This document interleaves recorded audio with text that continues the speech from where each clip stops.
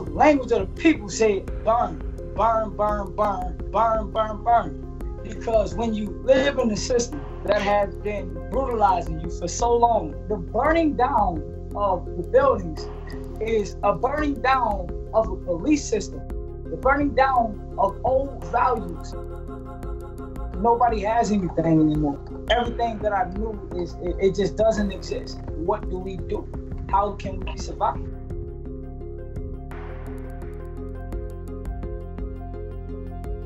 Hey guys, it's Dina, and like so many of you, I am still reeling from the police killing of George Floyd. But since I can't be in Minneapolis right now, I reached out to someone I know who lives just blocks away from where George Floyd was killed to find out what's happening on the ground. How you doing? Nice to see you. I'm okay. Nice to see you too. I met James in 2016 after the death of Philando Castile, another black man killed by police near Minneapolis. Castile was pulled over and shot and killed by a cop during a routine traffic stop. His girlfriend went live on Facebook while her young daughter was in the back seat.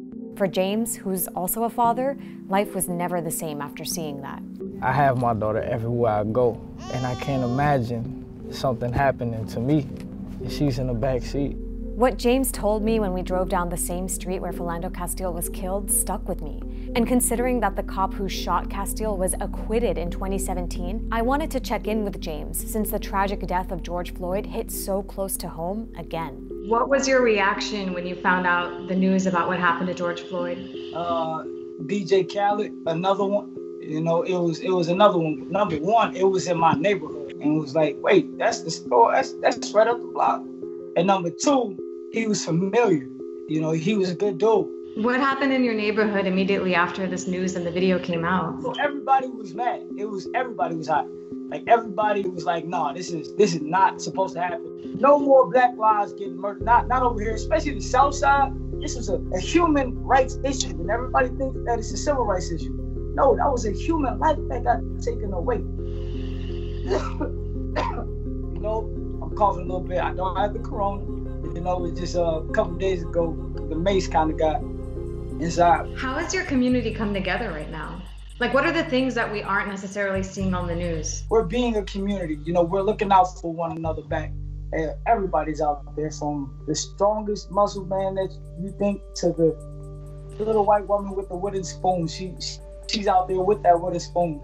James has been going live on Facebook since the protests began. He's been highlighting the work his community is doing to, as they call it, protest and protect. Another night out here patrolling, making sure that we safe. We got a nice little barricade going on out here. At this point, we're just trying to protect our community, where we lay our heads at. I'm all for the protest, I'm all for the movement, but we do got kids who got asthma over here. They just shot up our block with a whole lot of tear gas. So we're just trying to keep the people safe and just making sure that everybody, you know what I'm saying, go home safely to their moms, to their wives, to their children, to their grandmothers. The Minneapolis police precinct that was set on fire 3 days after George Floyd's death was right by James's home. While many other demonstrations have been peaceful, stores in James' neighborhood have been burned, and his community is now picking up the pieces.